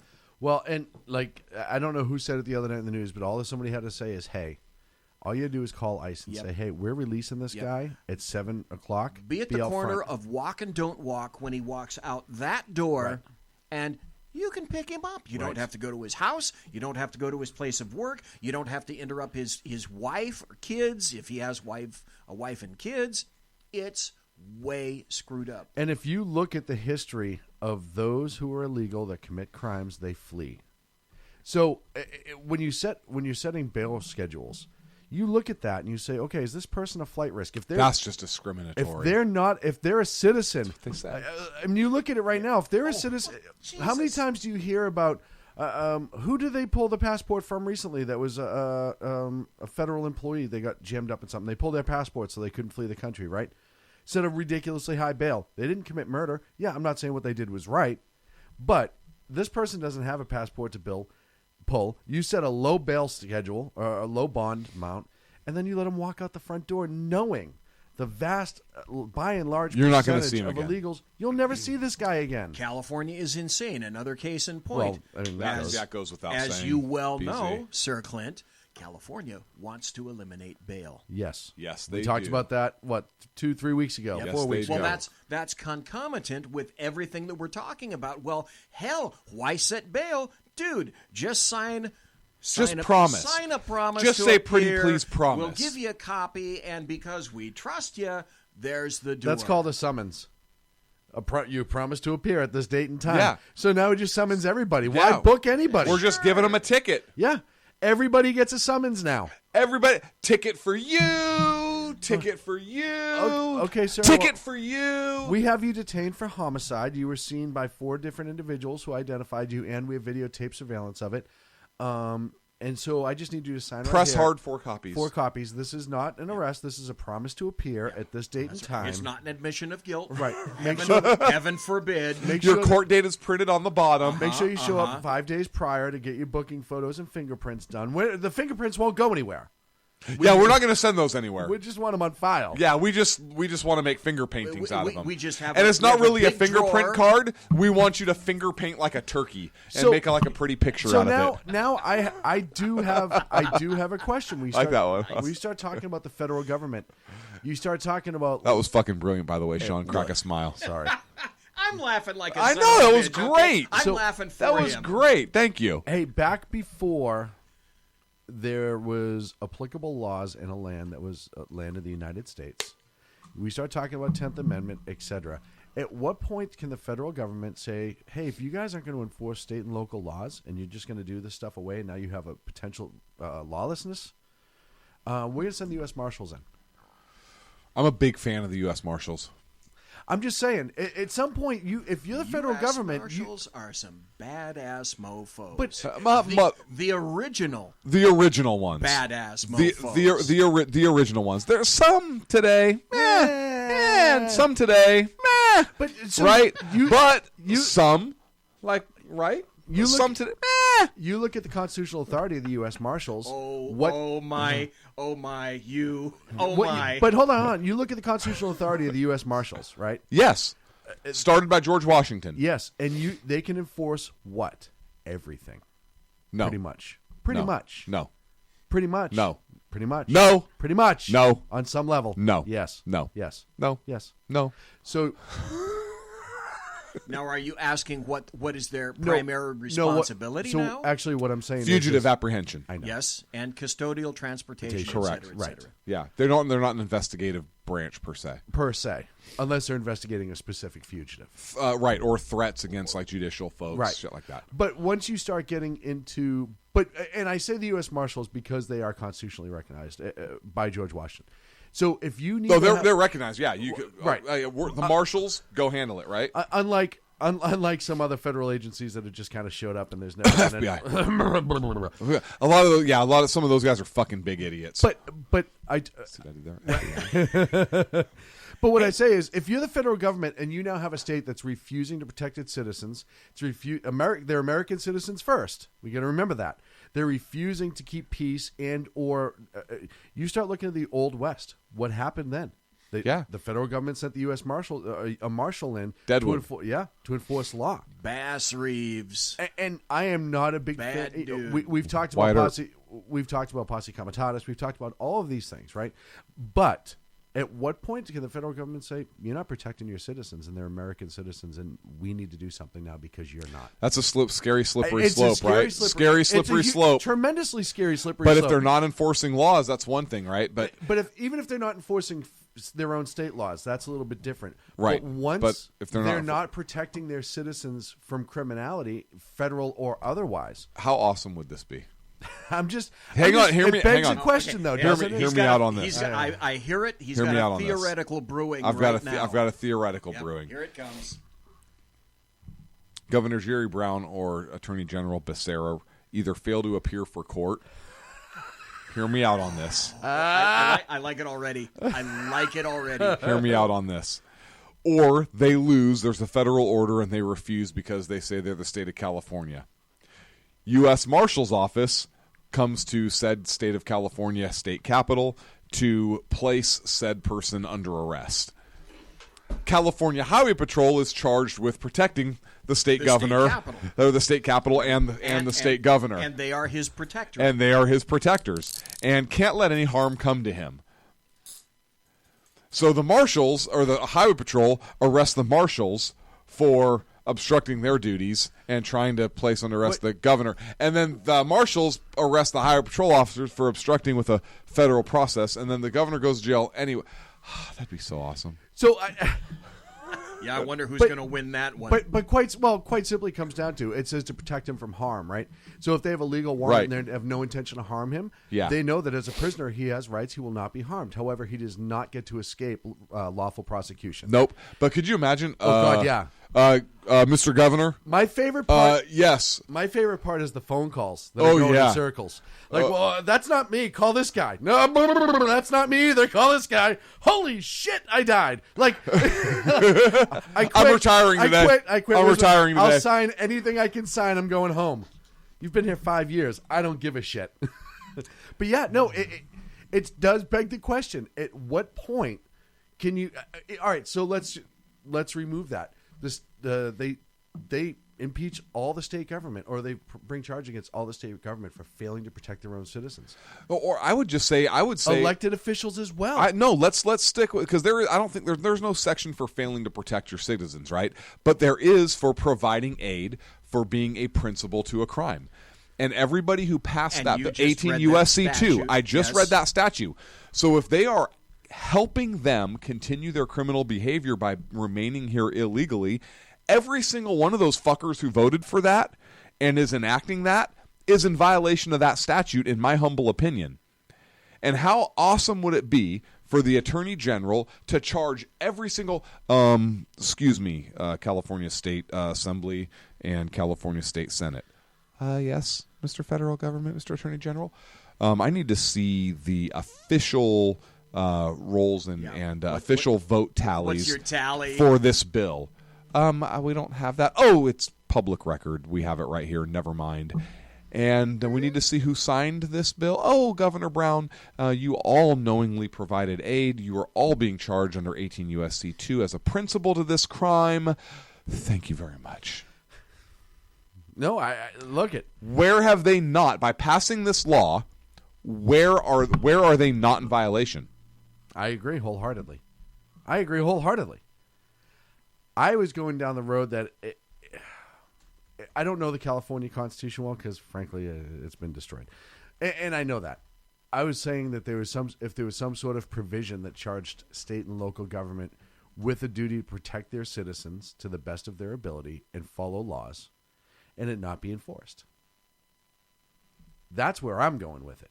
And if you could bring charges, even if you get a state judge to sign off of it and say, I don't know, one of these state federal park rangers that you've given local authority to from a sheriff just walks into a district court and says, I want to file charges against the government. It's a state law. Yeah, I know. Here's my agreement with my local sheriff. I can enforce state law. Well, what then? I mean, first of all, the pair of cojones to be able to pull something like that off would be amazing. But it goes under the same thought process you have. At some point, the state government, by and large, has to be held responsible for enforcing or not enforcing certain laws. And lack of action. And we hear about this all the time. It's funny. We hear about this with the left. I don't even think it's a lack of enforcing the federal laws on the state level. I think it's providing that aid to known criminals. But that's the big sticking point, and that's the criminality in this. But I want to because the state doesn't have an obligation to enforce federal laws or even to help the federal government per se, right? It's like if the Obama administration came to California or Texas and was like, yeah, we want to collect your rainwater. And Texas says, yeah, fuck you. Right? But we're talking about criminal behavior, like defined criminal behavior that the state is knowingly enabling and knowingly allowing to continue. They know these individuals are here criminally. They know they are here in violation of the law, and they are allowing them to continue that illegal behavior and helping them. And that is where, in my opinion, the criminality lies. But again, it tends to emphasize the continued lack of foresight leftists in terms of creating laws, etc., completely eschew and forget about the laws of unintended consequences, because one step, two step, they don't give a shit. They don't give a shit, but they don't see. I think perhaps they do. Because they're stupid. No. Or perhaps because they don't care. No, I think they see. I think they know exactly what the fuck they're doing. I really do. And I agree. I They really cannot do. see that down the road there is going to be a very serious conflict. they don't no, care. I don't. They don't care. Or- I don't think they believe. Or are you simply saying that because of past history and lack of consequences, they firmly believe that now and in the future there will continue to be no consequences? I believe that they think now and in the future there will be no consequences. I think they believe that they are immune because they are all powerful, and I think they know exactly what they're doing in terms of allowing the criminality continue. And I will look. I'm going to go big time conspiracy theory here. You look at the makeup of the California State Assembly and the California State Senate. You look at De Leon, and we talked about De Leon, That's not even his and name. how he changed his name to sound Hispanic. Yep. I firmly believe that there is a movement, and you look at certain groups in California, the Brown Berets, et cetera, there is a movement in California. Look, do you realize that the California State Capitol, that for Mexican Independence Day, there is a huge celebration that is sponsored by the membership in that building, that they fucking light up the California State Capitol red, white, and green like the Mexican flag. They fly another nation's flag from the Capitol, and there is open talk during these rallies about providing California back to Mexico. Reconquista. And Aztlan. And yes, and that there are members in the state government Who are members, I bet, of Mecca. who are complicit, in my opinion. Let's give it back. Yes, but no, here's my thing. But so I think them keeping the criminal aliens here and encouraging that population to expand with the mentality of the folks who were sent there, I think it is absolutely nefarious. That they do have Reconquista on their mind. I really do. I believe that. I said that Some in people my may- earliest blog in like 2004 when I started writing about this. At Sac State, we had elements of Mecca. At Sac State, back in the late 60s and the early 70s, we had elements of Mecca. We had elements of Aztlan there. And even then, they were talking about drawing the map, redrawing the line. I submit- And they want Reconquista. I submit that those people exist in California state government. I would completely and that, concur with you. and that this is by design. There's some tin hat wearing shit right there. I always brought it a step I don't further. think it's tinfoil hat wearing. What at happens when all. a state becomes ungovernable? Then What happens? What happens when the businesses begin to see Does the- what's actually happening does and the- they flee and there goes your... What happens when you have no fucking tax base? That's already happening. Oh, But- yes, it is. Wait, but wait. Yeah, when your tax my base question gets comes slashed? My question comes from this. We've seen with cities that have gone bankrupt fall into federal receivership, in which the federal government comes in and says, "Hey, because 80% of your budget comes from the federal government, you're bankrupt. We now Stockton. a lot of other San ones. Bernardino. What happens when a state becomes to the point where it's ungovernable? Where does the federal government have to turn around and be like, Does it become a district? Yeah. Do they dissolve their statehood and return them to a district and then take over completely? At one time, weren't people talking about, like in 2008, 2009, something similar to, is the federal government obligated to pull out, say, California? The entire state of California, is it too big to fail? No, it's not. Can it dissolve into a territory? Can you say... I don't think you can take statehood. I don't know that there's a way to revoke statehood in the Constitution, unless the state secedes. But I don't think there's a way to revoke statehood or to kick a state out of a union. Although I think that's an interesting question. I'd certainly like to explore it. And I think you'd need a 60% vote in the Senate and perhaps even a constitutional convention. Yeah, but you'd have to do something with that territory, right? Because it's still a state, it's still part of the union. The tax laws there have bankrupted said state or whatnot, so now it's relying on federal funding or subsidies. So what does that look like? And what if the populace still keeps electing these far left? I mean, they'd be like, hey, a city is failing, like Detroit, right? A city is failing because of these far left policies. and the state now has to bail out these cities. Can you remove that local government? Well, no, you can't. But they come in and they have total oversight because it goes into receivership to the state legally. Right. A judge approves it and says so no. if a state goes into receivership to the federal government, it's a question to ask. Right. Can you make it essentially a territory and therefore you turn it into like a DC type thing?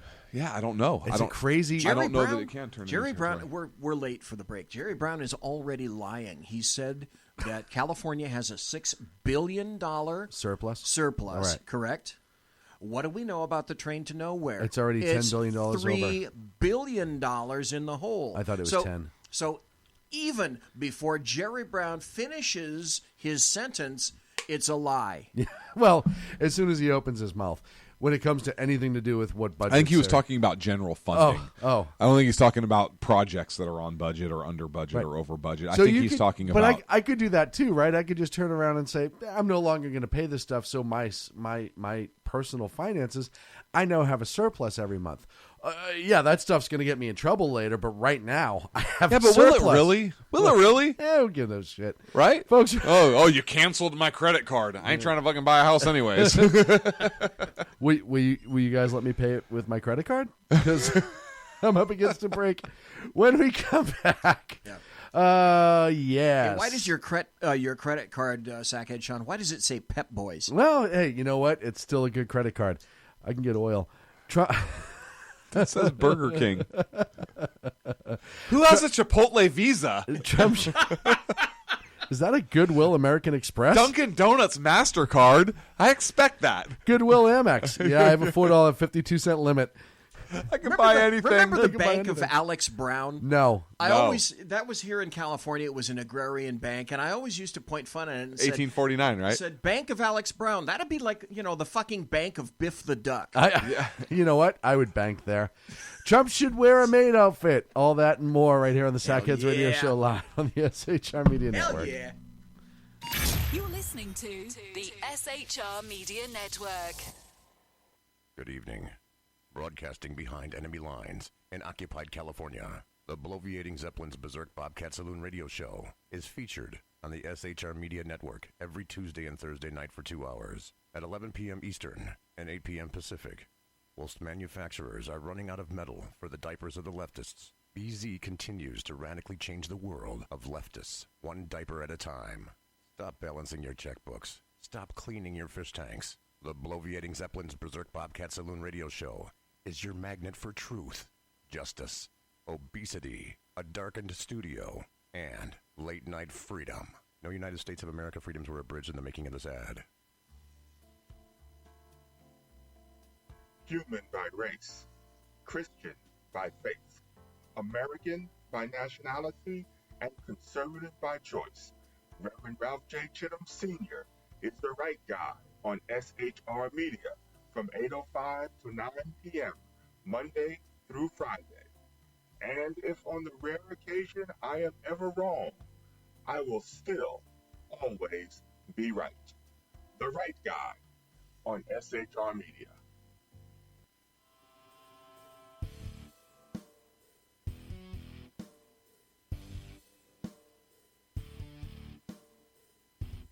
In a world controlled by corrupt politicians, a team of ordinary men emerge from the ashes to give voice to the voiceless, hope to the hopeless, clues to the clueless.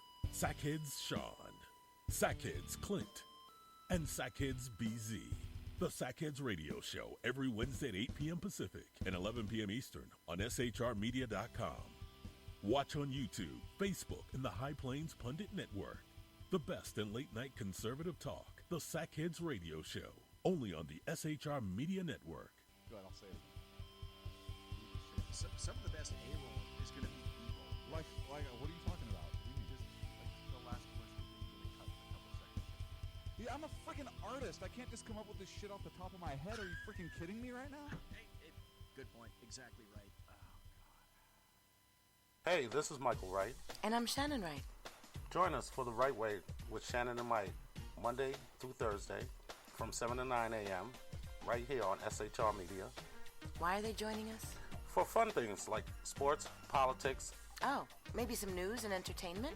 And all kinds of other things. Money and recipes and events, all kinds of stuff. Yeah, so join us Monday through Thursday, 7 to 9 a.m. here on shrmedia.com. When dirty politicians, shadow governments, and deceptive Islam blind the world with fake stream media smoke, their only fear is one man with a cane. I'm Dave Milner. Join me through shrmedia.com, highplainstalkradio.com, and the Western Free Radio Network at Spreaker, YouTube, and iTunes for a different perspective weekly on the Unpleasant Blind Guy. And catch me on Jeff Mitchell's EDL Radio on blogtalkradio.com. There's no surrender ever. Because truth is not always pleasant. This is Sam on SHR Media. You can listen to my new show starting on Tuesdays in January. Get my perspective on national politics, a conservative's perspective on California politics, the latest in the war on terror, all of that and a lot more here on Tuesdays at SHR Media. And don't forget to follow me on Twitter at Sam_SHR Media.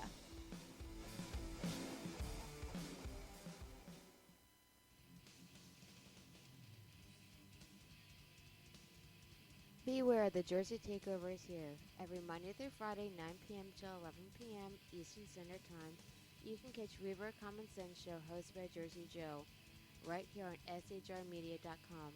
Only Jersey can deliver hell like no one else. So consider this your fair warning. Hey, this is Sackhead Clint, and I'm with Sackhead Sean, Sackhead BZ. No communists allowed on the SHR Media Network. Damn straight, mister. Back to the show. Conservative media done right. You're listening to the SHR Media Network. And welcome back to the Sackheads Radio Show live on the SHR Media Network. Thank you so much for joining us this evening. It is the 14th of March, 2018. You're listening to the last 30 here on the Sackheads. Whew, it's been a whirlwind night. The last 23. Yeah, last 23. Last 23. You're up. Trump should wear a maid outfit. Why? Because he cleans house. Rex Tillerson is going to no longer be the Secretary of State. Mike Pompeo, former CIA director, is going to be nominated or has been nominated to be the next Secretary of State. There's also been a whole bunch of other cleanings here and there. We had what's her name leave as communications director, Hope Hicks. It's so funny. McCabe. Immediately the left comes out and they're like, oh, he's got this rotating door and he can't blah, blah, blah, blah, blah. And I don't look at it that way. I look at a lot of these things as, hey, you're not doing the job I hired you to do. You're fired. Yeah. And people can say, well, it's not his TV show. No, but it's still his job as the executive. Yeah. It's his job as the executive. Look, Rex Tillerson has contradicted him with his own opinion versus the official opinion of the administration, 4 or 5 times now. The latest one on the British double agent that was Russian-born that was attacked most likely by Russia and his daughter in a public place in Britain, which is even more frightening. Yes. And, the administration had one opinion. Tillerson had his own. Now, whether or not the administration's taking a hard line on Russia or not, blah, blah, blah, blah, blah, we don't know.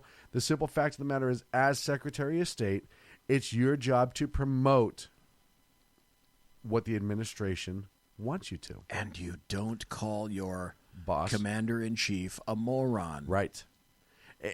And at the end of the day, look, I mean, I think Rex Tillerson did some okay things as Secretary of State, but the simple fact of the matter is, if the boss doesn't like the job you're doing, bye-bye. Bye-bye. Yep. And Trump is sending a message to everybody else in the administration. Hey, it's my administration.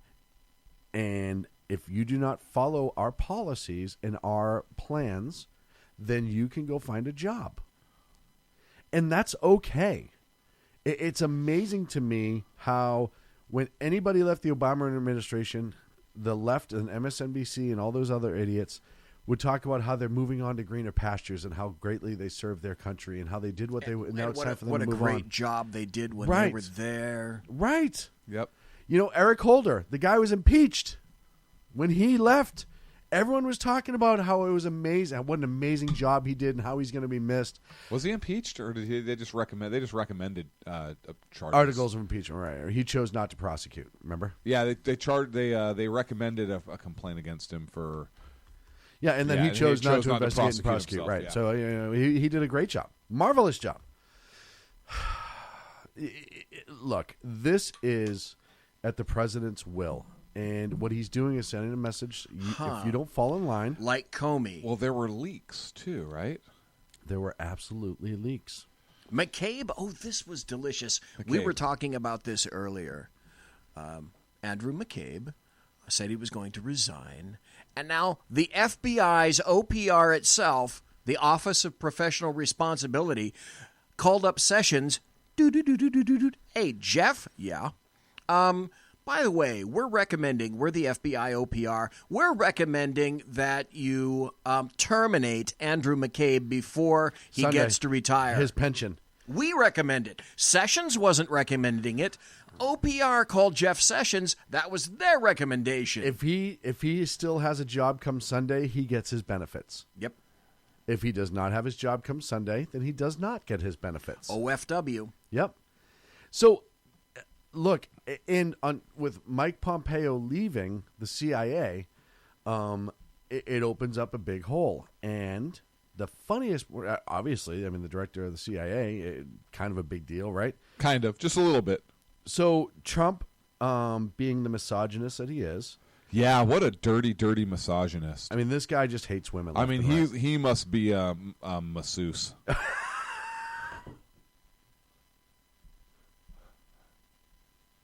Sean, do you see what he did there? Oh, yeah. Yeah. So, anyhow. I went to a misogynist one time. It was great. I know. So, did they put the little towel? He obviously nominates some guy who, is a political hack and junkie and has no experience in the field of the CIA. Because as we know at the CIA, it runs better when the person running it comes up through the ranks and actually worked for an extended period of time, specifically undercover and intelligence portion of it. So he grabs this guy, and his name is Gina Haspel. Wait a second. Haspel, H-A-S-P. Yeah. It's a Wait, she. it's not a male. It's a female. She could potentially be the first female CIA director. There are a lot of people that are still involved in the covert services that have essentially. She was covert services. Yes, she was. She ran. Moved. She went from line level agent up the chain.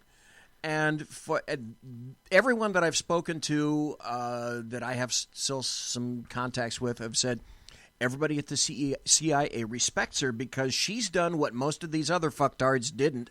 She moved her way up, and it was not a political appointee. She did field work. Yes. She did office work. Yes. She did everything. Operations. And she knows everything because of the amount of time that she spent there, almost 3 decades.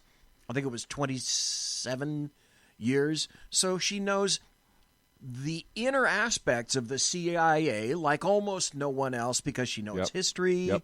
She knows all of those things.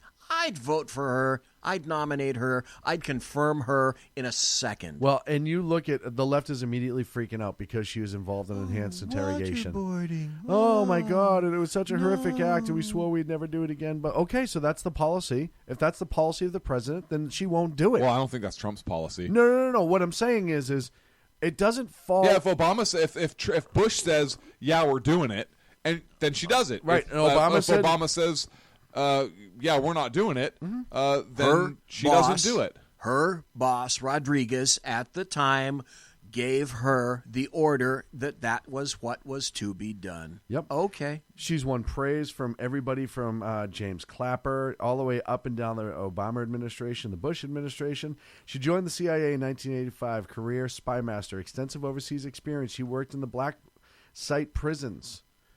She was involved in the information or in the interrogation chain that got us information from Khalid Sheikh Mohammed to get to Osama bin Laden. She has done everything. She has tremendous respect, as BZ said, within the organization, with politicians who've worked with the organization, oversight committees. She absolutely knows her job and knows how to run it, and I think she is an ideal choice, but the left doesn't like women, and they don't want her to get confirmed. Clint? No, do you guys know who Dr. James Mitchell is, by the way? Dr. J? Dr. James Mitchell. Oh. Negative. No. Okay. He's the guy that interrogated Khalid Sheikh Mohammed, and he wrote a book. Oh, it's a yes. wonderful Yes. book. Yes. And essentially, out of that book, what he says is, for the people who say rendition/waterboarding doesn't work, yeah, it does. Absolutely. Look at, I say it all the time. You have a choice, and we talk about a controlled situation in which we knew the suspect would not perish while the interrogation tactics were going on. We had scientific evidence. All you were doing is making that individual think that their life was going to end. That they're going to die. However, there was life support nearby. There was complete all of the science was there that this person had a very high risk, a very, very high chance, I should say, of living through it just fine. Okay, now, stop. Sean. No. Waterboarding? Yes. Clint, waterboarding? Yes. BZ? Yes. Hell yes. So, but then you go to the Obama administration, who is so against torture and waterboarding, and drone strikes 24/7. And I'm not saying they were wrong, right? I'm not saying that the drone strikes. I have a disagreement with the American citizens who may have died, even if they were fighting for Al Qaeda, ISIS, unless they renounce their citizenship. The different rules apply to those individuals. Yeah, they're scumbags, they're assholes, they're no good, but they're still American citizens, and they do have a specific amount of rights. Yep. They were targeted in drone strikes without even being charged in absentia. Look, if you charge them in absentia and you decide that their penalty is going to be death and you hit them with the drone strike, I'm okay with it. Okay? But the same organization that was against waterboarding, where you knew they were not going to perish, was completely okay with pushing those drone buttons on a regular basis. And I'm not saying they were wrong to do so, No. but what I'm saying is that was okay, but enhanced interrogation's wrong. And the leftists who loved Obama, who used to blow up a lot of shit with drones, are going to be the same one that's going to block Miss Haspel from potentially becoming the first female CIA director. Drone strike, clinical, separation. Waterboarding, personal, one-on-one. Yes. Evil versus drones. Okay, you're operating from Nellis in You're just outside Las Vegas. You're practically playing a video game. In a little box. And Yeah, so, it's a video game. It is. That's all it is. It's a video game. Well, and I mean, yeah, I don't get me wrong. Like I said, the use of it when it's appropriate is amazing. Look, I mean, all you're doing is putting technology at risk. I'm not saying they're a replacement for an Air Force, none of that stuff. But in certain applications, they're a great tool and they need to be utilized. I'm talking about the hypocrisy of the left. That's what kills me in all of this. Those who are automatically decrying Ms. Haspel. And McCain. And McCain, like Mike points out in chat, John McCain. I understand. I grok John McCain. I understand he's wrong, but I understand why he says what he does. Well, why McCain says what he does? Yes, he's completely against any form of rendition, waterboarding, etc. That's not what the United States does. And given his history, I can understand that. That's my point. Right. Yeah, I can understand that. I completely understand that concept. He's just fucking wrong. Right, but he has a personal attachment. Yeah. And I hate to say it, but at that point you should recuse yourself, right? Because you now have an emotional attachment to something that should not be an emotional conversation. I think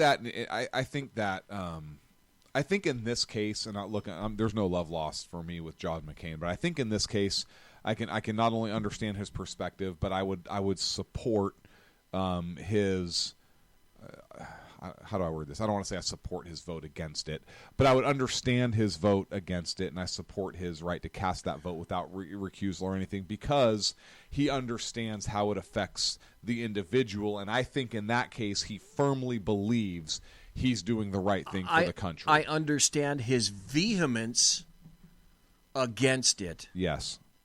His strident hate of that, I get it. And he has every right to stand up and say that he hates it. Yep. Just as you and I have every right to tell him he couldn't be more wrong. Correct. Yeah. I agree.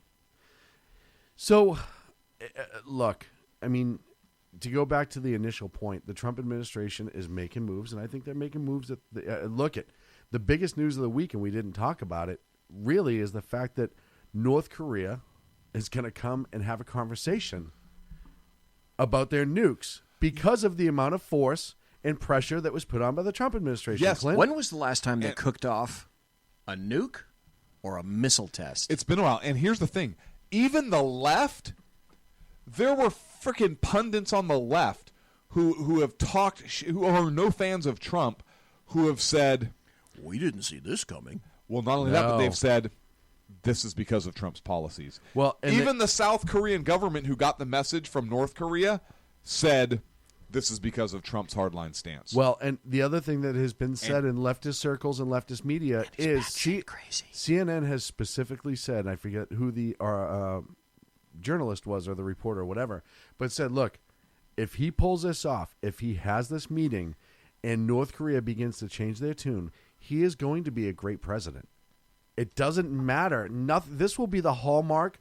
And the other thing that people are forgetting is if he does pull this off, he ends a mini Cold War and stops the potential for a much larger regional and international conflict with a nuclear-armed North Korea that would have brought in the likes of China, Japan, South Korea, Russia, and some other players in the region. Big actors. If he pulls this off, his name is slated in history as a man who potentially could have averted nuclear war through policy. By the way, a policy that he didn't necessarily create. I mean, he's pulled a lot of cards from Reagan in this, and I'm not saying he was wrong to do so. Look, I don't care how the job gets done, right? If he pulled cards from Obama and it worked, I'd praise him for it, right? I mean, obviously, that's not going to happen, but the point is he was smart enough to know when to utilize a known tactic that has worked prior with like administrations. Yep. And he applied it appropriately. And not only did he win so far, did he win the public opinion matter on this, because I think by and large, just about everyone in this country is okay with this happening. But he also sends a clear message, or North Korea sends a clear message of, yeah, we're probably a little bit more afraid than we're letting on. And all the shit that we've been pulling with the last 3 administrations, of just doing all this crazy shit, going quiet for a while, doing crazy shit, and everyone goes, oh, that's just North Korea, didn't work. And now the potential, and this tells you, I'm convinced that Kim Jong-un woke up one day and there was like a letter sitting on the table. And it said, Dear Kim Jong-un, don't fucking test me. It will hurt you and everyone you like or love. Love, President Trump. There had to have been a message on that level. It's the horse head in the bed, right? There had to be a message saying, look, pal. We can get to you. We can get to you. We're being nice right now. Don't make me change our tune. Let me throw this out in the ozone just for you two guys. Send it. Because I was thinking about this, and if something like that happened, how did it occur? Back channel. How many times do big nations talk to each other? The Bay of Pigs, the Cuban Missile Crisis, and they talk to each other back channel. What are we trying to do right now, or what are the Democrats attempting to do with regard to Russia and other countries with regard to Trump? They're trying to say that there's collusion in here. How do we know that you get business done frequently? Back channel. Well, there's no collusion because the Republican Intelligence Committee, the House Intelligence Committee just said this book, it's closed. Now the Senate's supposed to release theirs in the next couple of weeks. Clint, I want to talk about this. I want to go back to North Korea real quick, because the South came out and said that Kim Jong-un talked specifically about denuclearization. Yes. No testing. No testing. No missile tests. No nuclear test. And specifically spoke to denuclearization, and that was the specific and word. that's the specific word, denuclearization. And Russia is on board. Of course they are. China is on board. Of course they are. And South Korea is on board. Of course they are. Everybody is on board. So it makes me wonder what happened within the country, and maybe we got the message across, right? Or were his people was he starting to get hints of uprising of, hey, everyone in this country knows what's about to happen. They know the Americans are coming, and will this cost him the regime through civil war? Because you have to remember, even though most of that country is in the military on one level or another, they're also not dumb. They may not have information, but they are not necessarily dumb people. And at some point, if your leader is going to get you all killed in order to preserve his crazy, you may want to take a shot. Who's to say that you couldn't try to pull out some kind of a wangling to open up channels again for food, goods, services? I've got to loosen the noose on my people. They're starving. When you find your soldiers who theoretically should be better fed in North Korea than others, and they come across to South Korea and they're riddled with parasites, and then finally Kim Jong-un says to his soldiers, well, if you want to go out and forage for food, now's the time. You can do that. I'm giving you permission to do that. That's called a clue. Well, and if you're Kim Jong-un, you look at nations like Iran, who had a death grip on their people, and they've been dealing with some civil uprisings here and there, and it's getting louder and louder every time. You have to look at the landscape. And the other part of it, too, is potential military coup. Look, we've talked about it before. I believe Kim Jong-un believes a lot about who he is. I really do. I think he might be that crazy. The people around him know that's not a reality. We've talked on this show of like, hey, you know what? Maybe some general's going to step up and say, we got to put a bullet in him because he's going to get us all fucking killed. And at least if we get rid of him, we can remain in power. We can change some things, but we'll still be in power. And I definitely think that is something that you have to look at. And the other question is, if a general had some stones, what if they just strapped him to an AA gun? Well, what if he just didn't wake up one night? No. Go I mean, come on. No. Come on. I agree wholeheartedly. Sean. Look, I would launch him on the latest nuke test. Strap him right to the side. Dr. Strangelove style. I mean, really, let's go full blown to it. Yes. Let's do it with panache. Yeah. But I mean, I'm talking a little bit more realistically for a minute. You have him not wake up, or you know what? You show up with him at the South Korean border and say, "Hi, we'd like to turn him into the UN, the United Nations for." Well, they'd just let him go. No, they wouldn't. Yeah, they would. I don't think they would at this point. I don't think they could at this point. Or The Hague. You know what? Let's charge him in The Hague, and we now have him under arrest, and the North Korean people want to charge him in The Hague. So I think all of those were no matter how it came about, internally, externally, we've decided that peace through strength works time and again. Man, Reagan had it right, and Trump is so weird. Absolutely. If Trump's not careful, he is going to be a 2-term president. I think if he pulls off, look, he announced that he was running earlier than any other president. Why not do it early? What the hell? What a brilliant maneuver, right? First of all, just basically throwing the gauntlet down, telling anybody else, yeah, you're fucked. A brilliant maneuver to start this early. Think about it. He's going to out-fundraise everybody. Yes, he will. Nobody is in position to even announce a candidacy right now. Who the Democrats got? No, I'm talking about the Republicans. No, they got nothing. The Republicans won't touch him because here's why. They're going to lose everything in the midterm, and they need to retain the White House, and they know nobody's going to beat him. You think they're going to lose everything in the midterm? I think they're going to lose a lot in the midterm. Do you really? So the Democrats have a worse freaking map than there are the 5 Democrat senators that are looking bad. Yes. I think the only thing that will save Clara McCaskill's one of them. I think the only thing that's going to save the Senate, honestly, the only thing that will save the Senate is if he pulls this deal off with North Korea. I don't think so. I think the Senate. I think they're going to pick up seats in the Senate. Let me throw this out real quick. I know we got to go away. Yeah. Pennsylvania election. Yeah, the Democrat you're cutting into your promo time, pal. Potentially won the election. Mm-hmm. He's a dino. Yes. Yes. Yes, he is Yes, either he He sounds like Trump. he is either the absolute worst politician in the world because he does. knows it's a special election. He just wants to get the year and a half out, or not even half a year out of it, right? So he's either just getting that because that district goes away in the next midterm. It goes away. Yep.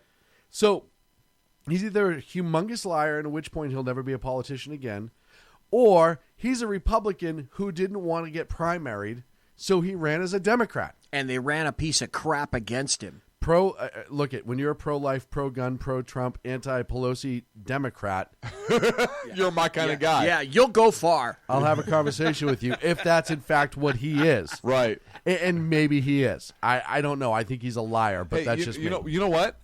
Well, look, Jerry Brown was pro-gun. For a while. He was for a while. I know. Right now, he's pro shooter. Fruit Loops. Yes, he is. And yeah, he is. He thinks. Actually, I'm pro Fruit Loops. So and let's go ahead and play us out so I can have a bowl. And That sounds delicious. Jerry Brown also thinks he's a fire truck some days, I think. So, folks, that's it for the Sackheads Radio Show. We'll be back next Wednesday, 8 p.m. Pacific, 11 on the East Coast. Make sure you check out the BZ's Berserk Bobcat Saloon tomorrow night, 8 p.m. right here on the SHR Media Network, and all the great shows. And special shout out to Jersey Joe, who's been under the weather, which is why he hasn't been on. He is going to be back. He is not gone. Make sure you check out. Is he coming back next week? I don't know when he is. I'm putting that on his schedule. Joe. Jeff Donette said returned today. Had a great show. So you make sure you check us out. SHRmedia.com. He's going to be on Check next out week on Facebook BZ. Live and our Spreaker stream. All of our shows. We'll be back next week. Woohoo! I'm The best late-night conservative talk show in America, Sackheads Radio. And listen, there are no people better on the air to give you the best I in am conservative Sackhead talk. Clint. Sackhead Sean and Sackhead I Clint. am Sackheads And, Clint. we're working on No, I thought I was another Sackheads guy Clint. who happens to work here too. For those who are tuning in around the world to the best in late-night conservative talk, Sackheads Radio. Hack dude. Hack dude. Radio. Hack dude. Hack dude. Radio.